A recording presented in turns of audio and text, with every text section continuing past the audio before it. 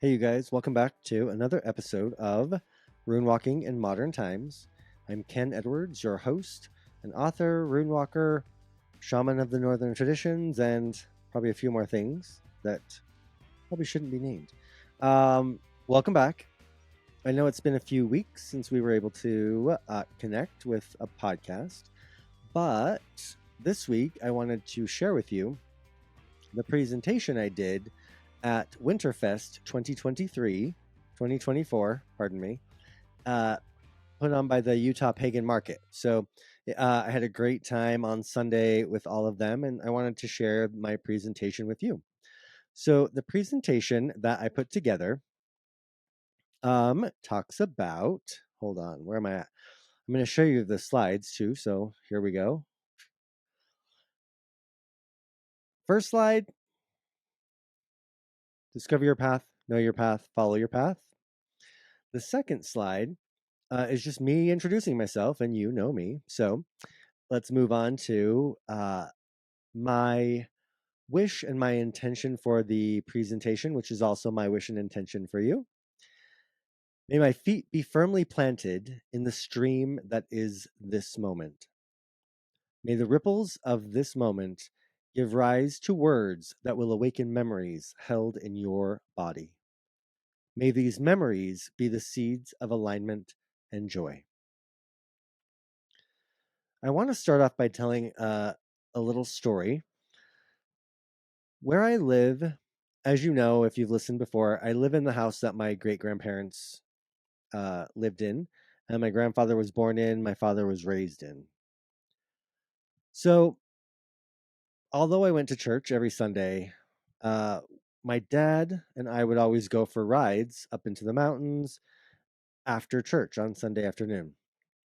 And we hunted the mountains, everything. My dad and my grandfather and my great-grandfather were miners in these mountains. So, up Soldier Canyon, you'll have to pass a narrow with a very sheer cliff on the north side. Well, one day when they were up there hunting chukars or birds, they were walking along and keeping their view low to the top of the sagebrush so that they could, if they scared one up, they could, find it and shoot at it, because that's how they got their food. One day, my great-grandfather was walking, and he was at this narrow point of the canyon, came up, was looking down, and then felt like he needed to look up. Well, there's about a 12 or 14 foot high boulder that had fallen off of the cliff years and years and years ago. And he looked up, and sitting on top of that was a mountain lion. And we were told that story a lot as kids. And it was to help us. Well, first of all, tell us a story. But second of all, hey, remember you need to look up. Don't just look down at the sagebrush, but you need to look up, because that's where the mountain lion is going to be if it's going to attack you. So this slide talks about how the stories and the runes and the myth in any place, they hold wisdom on how to live in the place where you are, which is still why we know the story today of my grandfather and the mountain lion. Neither of them got killed, by the way. It was a chance encounter. So we're going to look at a few pictures that may invoke or evoke, maybe both, a feeling of predator or prey. So the first picture is this. Second picture is this. When I presented this on Sunday, of course, I made the little joke that the minute I showed the first or second, everyone decided whether they wanted to become the predator or the prey in that situation, because obviously both of those pictures excited a few people. Third picture and the fourth picture, very similar. Now, this one, a mother and two cubs, grizzly bears. I actually came upon a mother and two cubs when I was working in Glacier National Park. We were hiking one day, and I was up ahead of my friends. And as I came around, we were going through a rock slide or area, and as I came around a big rock, a big boulder, I saw two cubs come running down, crossing onto the trail and heading away from us. So I ran back, grabbed my friends, and we stayed where we were. So that's a very dangerous place to be. So whether or not we feel like they're cute and cuddly and we want to cuddle them, that's a very dangerous place to be. This grizzly bear, is probably telling you, "I'm hungry, and you're going to be my prey." Unfortunately, I remember that year in Glacier National Park. That was the year that we did lose a couple of hikers to bear attacks. The last two pictures are plants. This first plant is actually poisonous, and the second plant is lavender, which can be used to season or not season, but like sweeten water or different things like that. So, although those are not maybe maliciously predatory, they are things that can cause illness to us or pleasure. So, this presentation was called The Key to Joy. Know whether or not you're the predator or the prey.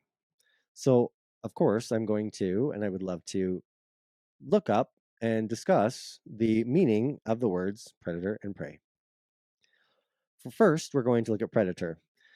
This is from Merriam-Webster online. So, an organism that primarily obtains food by the killing and consuming of other organisms. An organism that lives by predation. The second part of this definition that I'd like to talk about is one who injures or exploits other for personal gain or profit. Now, that one is probably the one that we assign the most meaning to when we use the word predator nowadays. Now let's look at prey. Prey, an animal taken by a predator as food, and one that is helpless or unable to resist attack, also known as a victim.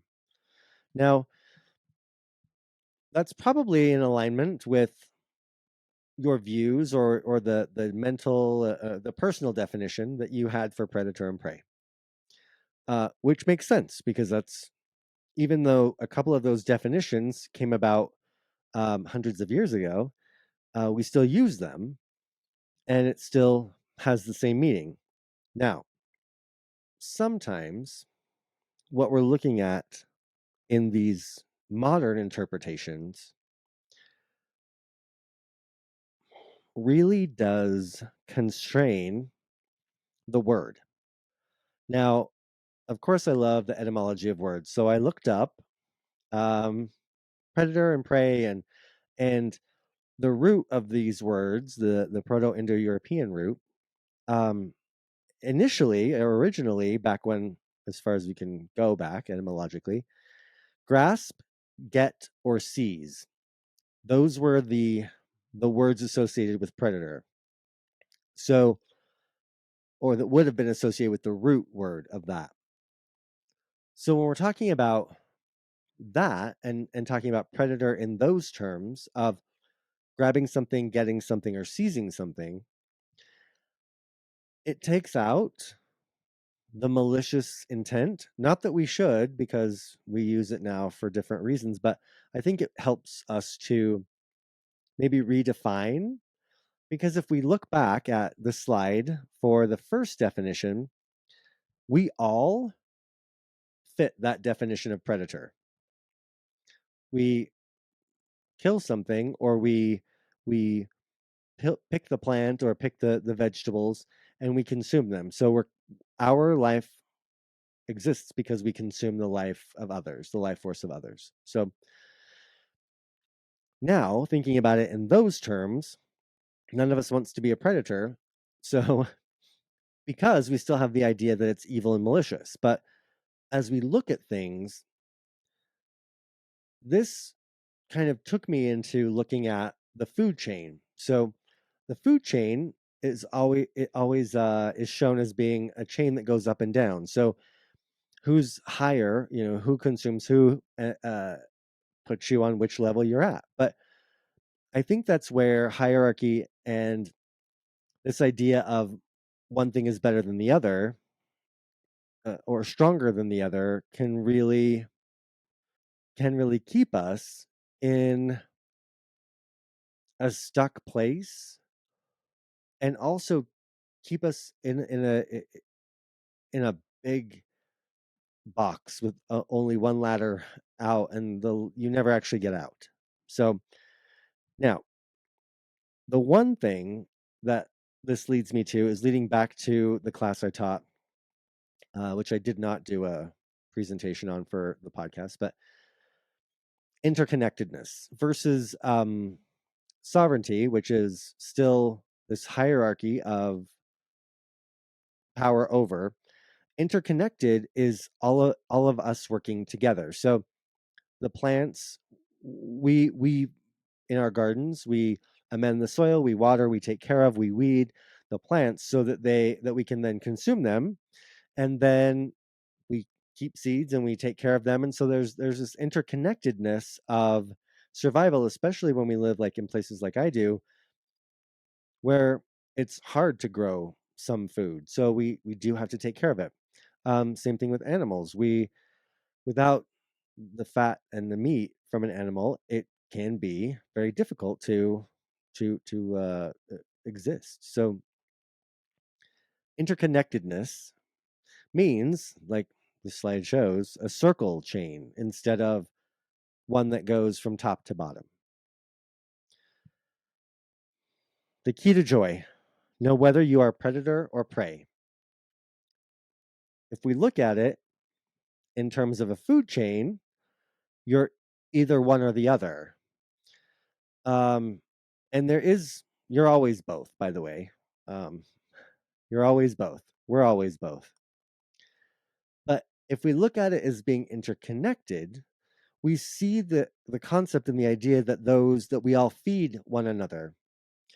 The one, I think, big challenge, ultimately, and I've said this before, is that we are never buried back into the earth in a way that allows our molecules and our bodies to disintegrate and to decompose to feed other things in the soil. So we're kind of fucking up this cycle and circle that we're living in. So when I was first asked to present at this conference, I didn't know what I was going to speak on. And so, as usual, I pulled runes, and I pulled Stein, meaning stone, foundation, keystone. I pulled Wunyo or Win, which means joy, for me, alignment. Then Algies, which can be defense, but also, the idea that we've built ourselves this very nice, safe place because out of fear, and it's the container, I guess, for us. And then sometimes it's now necessary to break out of that for us to be able to then keep growing, and and grow past who we are today. Joy. Because I was inspired by the predator. Are you predator or prey? And that leads to joy, knowing which one you are. I wanted to get a better idea of, and and have a definition that you and I can agree upon for this presentation. If that's all it is this presentation, then we agree that joy is the emotion evoked by well-being, success, or good fortune, or by the prospect of possessing what one desires. Well-being was one of the words or phrase keys to this definition that really stuck out because it seemed a little, I don't know. I just couldn't grasp it. It seemed very, very, very like the least concrete words of that whole definition. So when I looked up well-being, it is the state of being happy, healthy, or prosperous. I can handle that. I then dug into happy. What is happy? What is healthy? What is prosperous? And what I came to was this list of words here. Happy, healthy, prosperous, wheel means well-being, auspicious, and success. And after looking through even all of those definitions, what I came up with was what do we need to do to feel joy? Well, there are these criteria here based upon all of this that I breezed over quite quickly, but the words that I came up with were fitting, effective, well adapted, good health, no disease, physical, mental, and emotional well being, healthy growth, future success, and favorable outcome. So, those are the criteria that I'm using or I'm looking at to create joy. Now, all of those things in line is back to why I use alignment as a word for Wunyo as well as just joy. Now, all of those things, all of those words, led me back to interconnectedness. And the reason why is because when we are working with people in my tradition, one of the divination tools that we use to um, figure out where people are in their life or how things are going is called the soul map reading. Now, the soul map consists of 17 different parts of your soul. 9 that seem to be how I interpret them and feel them is they seem to be like most associated with like our body, where the other 4 seem to be associated with how we receive or express ourselves to our physical beings and to non-physical beings and our destiny. So those kind of sit outside of this 9. But when we line them up, and I don't want them to be confused with the chakras because they're not. Um, they look. It looks like there's one at the top and one at the bottom, which would, for us in our mind, put it into a greater than or less than situation. So if we remember that all of these are interconnected, then no one is ever at the top of the chain. But what happens is the ones that are not in alignment, the ones that are not doing well, can then come forward to the center and we can look at them.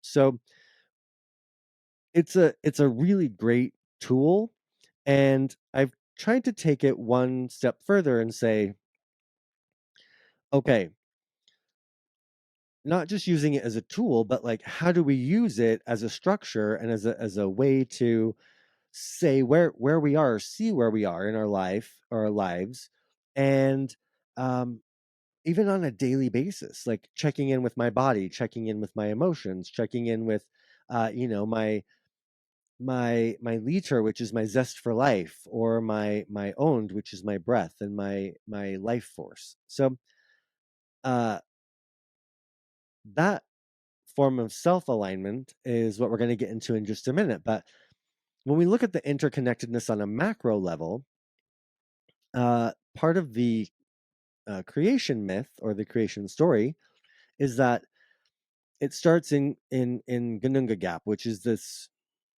void, this great void. So in this slide, we're looking at the macro of our life, which is the void. And then from there, we scale it down to the horizon. So where I live, if I just stand outside and spin around, there are mountains everywhere. And so my horizon would be from mountaintop to mountaintop, east to west, same north to south. And so that is then scaled down. And then we come to what I consider arm's length.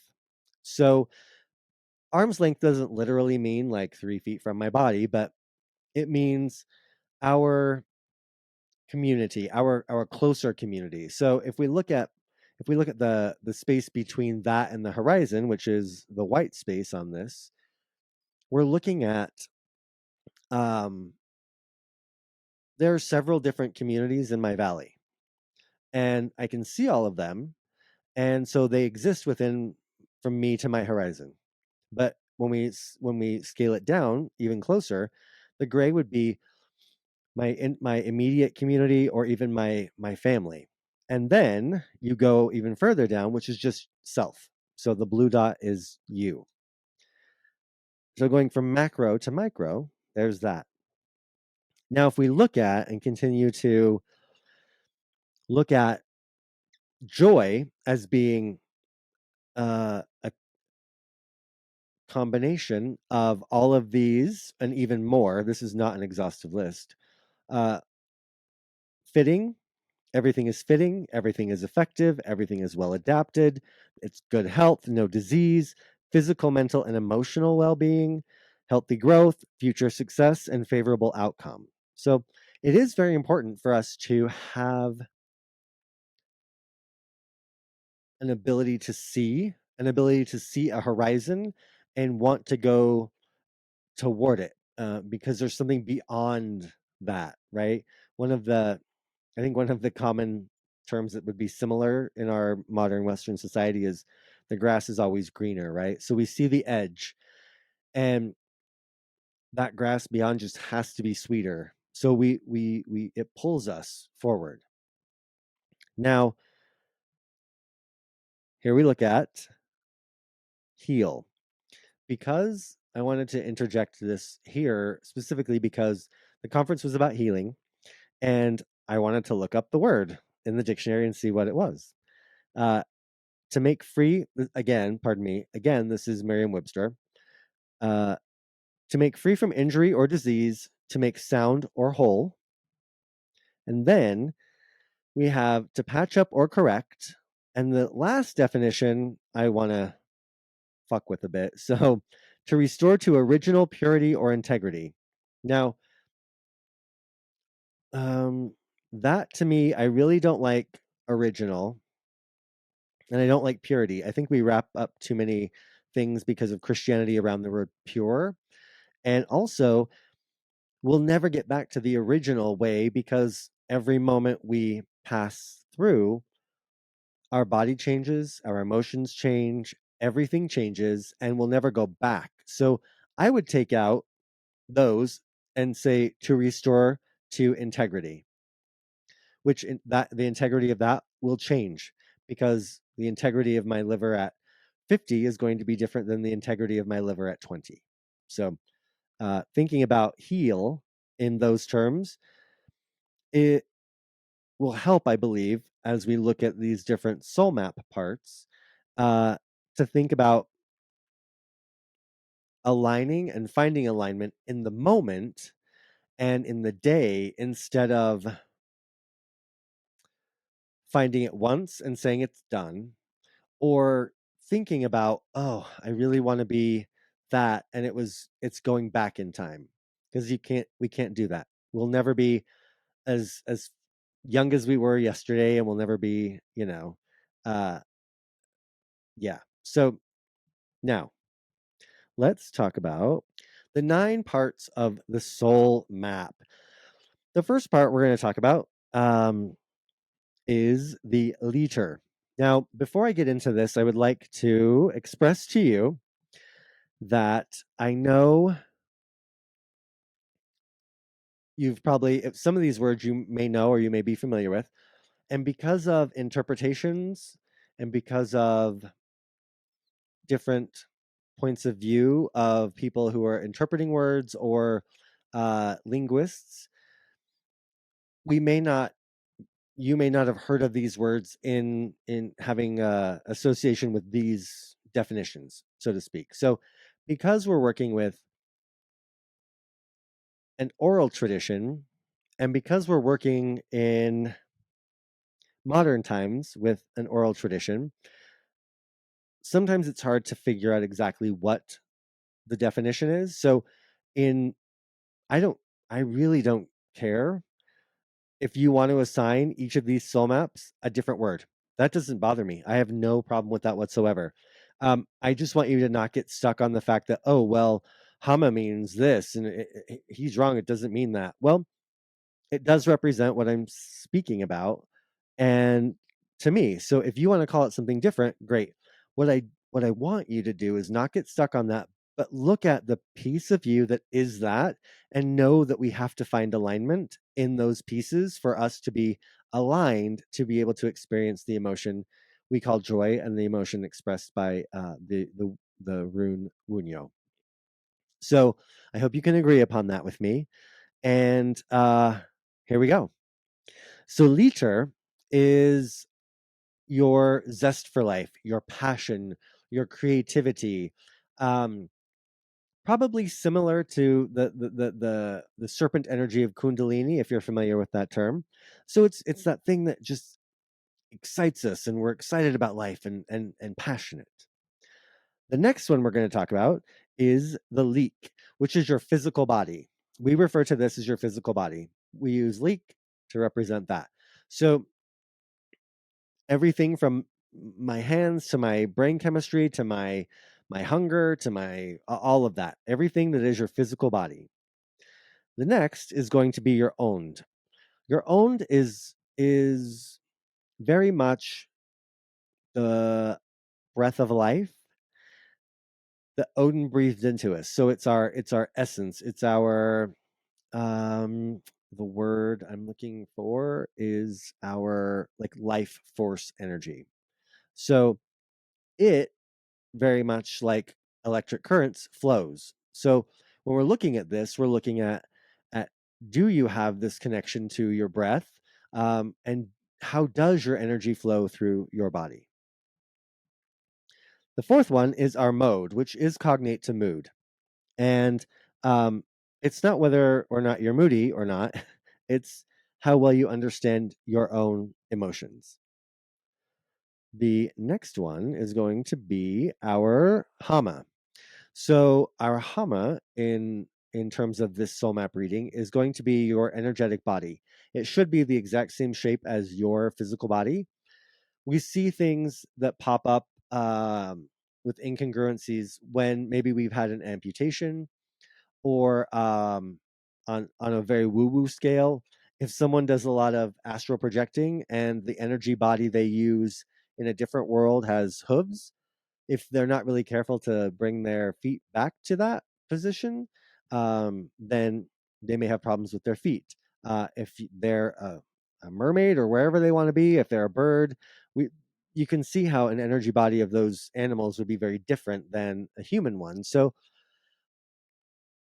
that is something that can cause you to be out of alignment. Number 6 is going to be your Vili. Now, your Vili is your will, not your willpower, like, oh, I'm not going to eat that candy bar today. But it's the thing inside of you that does push you forward to onto doing things. So it gets you out of bed, it gets you moving. It's your desire to the thing that kicks you in the ass and keeps you going. The last 3, we'll start with Huga, which is our ability to reason, our ability to have intellectual or to process intellectually. And next after that is going to be our Meaned, our ability to have memory. So You're familiar with Hugin and Munin, which is thought and memory, the two ravens of Odin. So means can be very affected by, in a drastic case, someone repressing memories. It can also be affected by our ability, our maybe medications that we're taking. The last one that we're going to talk about is our Gothi or Githya. So, for lack of a better, well, I'm not even going to use it. I won't even say higher self. Okay, so I've said it, but what I want you to think about is it's not higher because it's not outside of you. And Gothi and Githya is more about the antenna that you have, or the receiver inside of you that receives divine or messages from the unseen. Mostly the divine is what we're looking at there. Gods, goddesses, whatever. So there are the 9. Now, if they're not aligned like this, like all these wheels and cogs in this watch, in this clock, it doesn't move. This timepiece will not move. So let's look at maybe one example of each of those. So if you're having problems with your liter, this poor kid is bored out of his mind. Boredom could be one result of having a liter that is not in alignment, which probably has to do with I'm doing more things that I should do instead of what I'm passionate about and want to do. When we're talking about our leak, if you're familiar and remember the Snickers commercial with Aretha Franklin, where she was a diva when she was hungry, that's exactly how I am. So, are you feeding your body? Are you getting enough rest? Are you drinking too much caffeine? Are you doing too many drugs? Are you drinking too much alcohol? Like, your body is the one tool you have in this physical world to interact with the physical and the unseen world. So keeping our bodies in good working condition doesn't mean you're like The Rock or some other Venus Williams, who are amazingly built and great athletes. You don't have to be that, but you can take care of your body. Um, what I do want to say is I've been a little bit obsessed with these bushcraft books. Because I think it fits. Well, first of all, I want to be on alone for sure.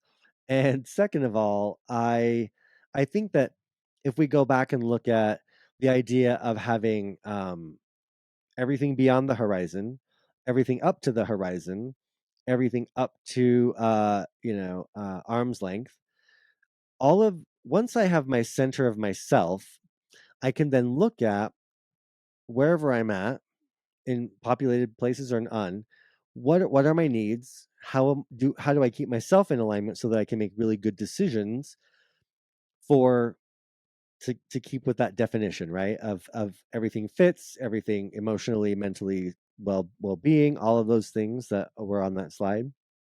So in Bushcraft 101 by Dave Canterbury, your first priority in any kit is to maintain your bodily functions and core temperature in any weather condition.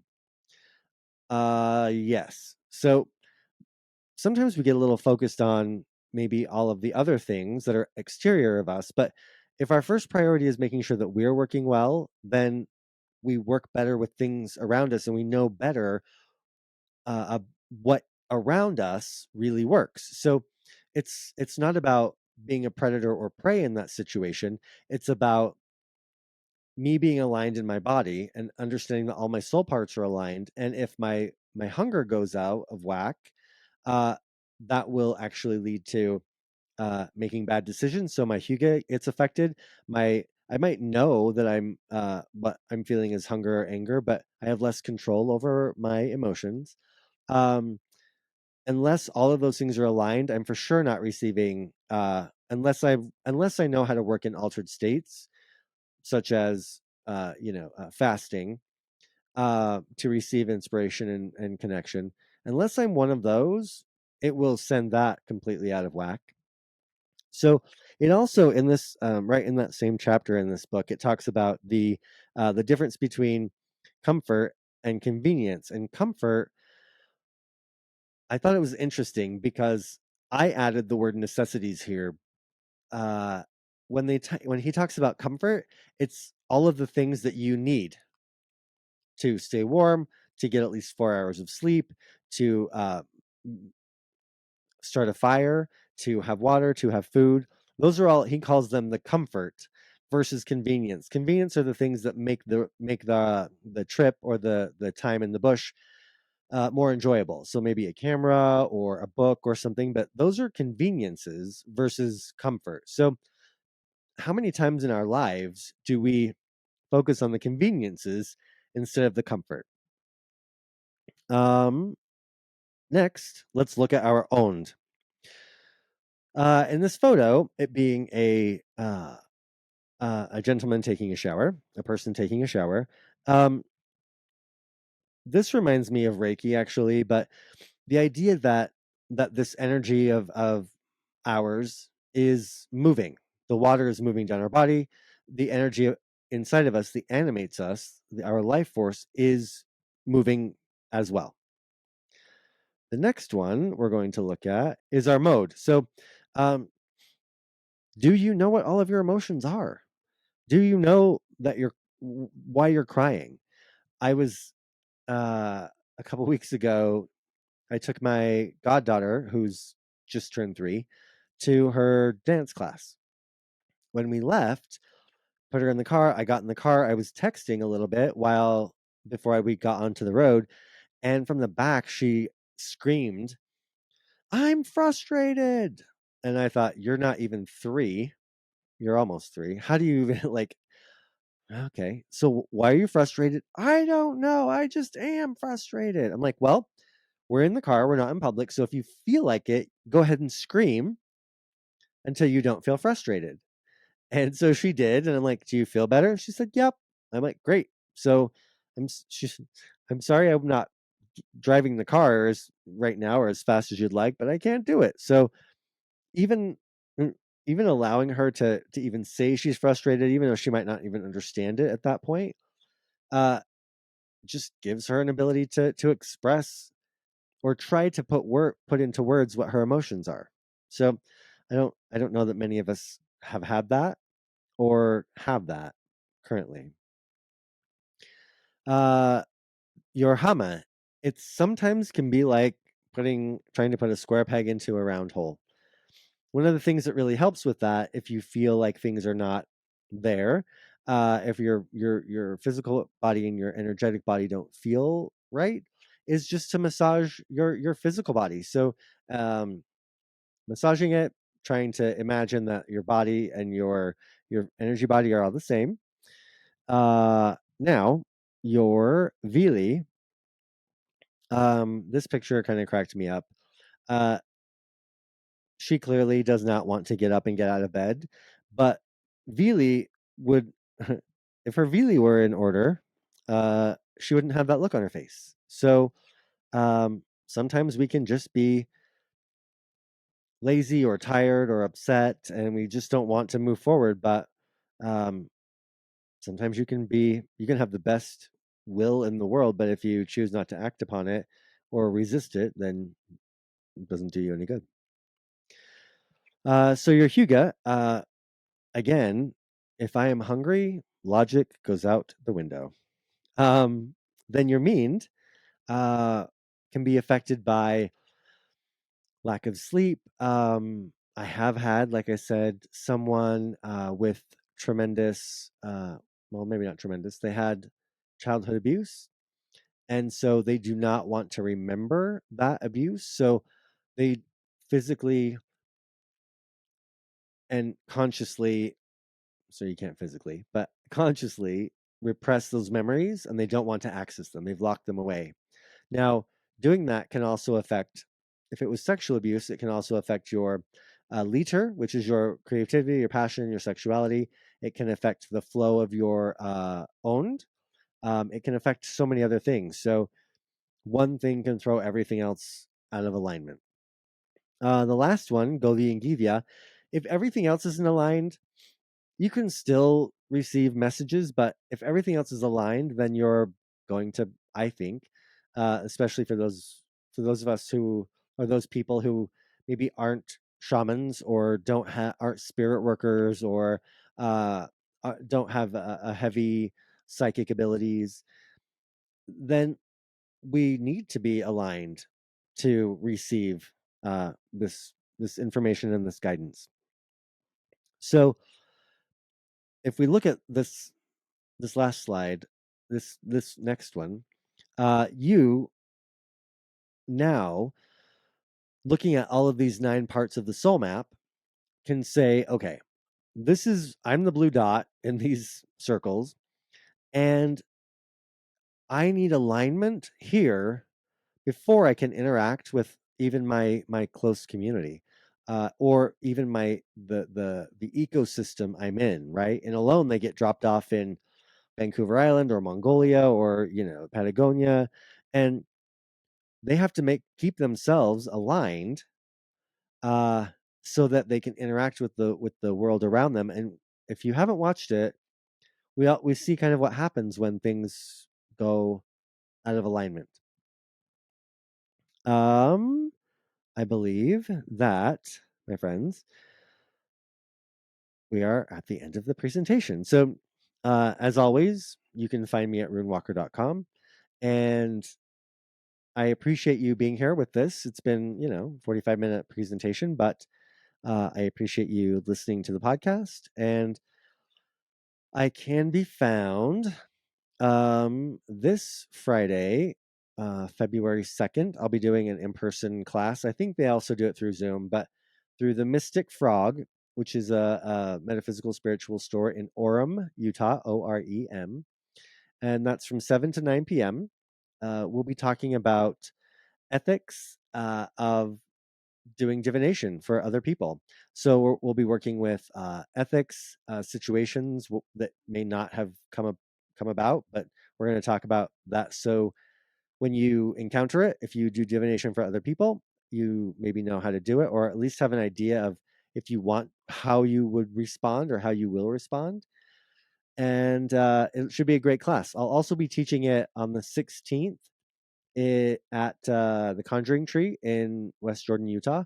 And then on the 28th, I'll be teaching it at Grounded Power in Twilla, Utah.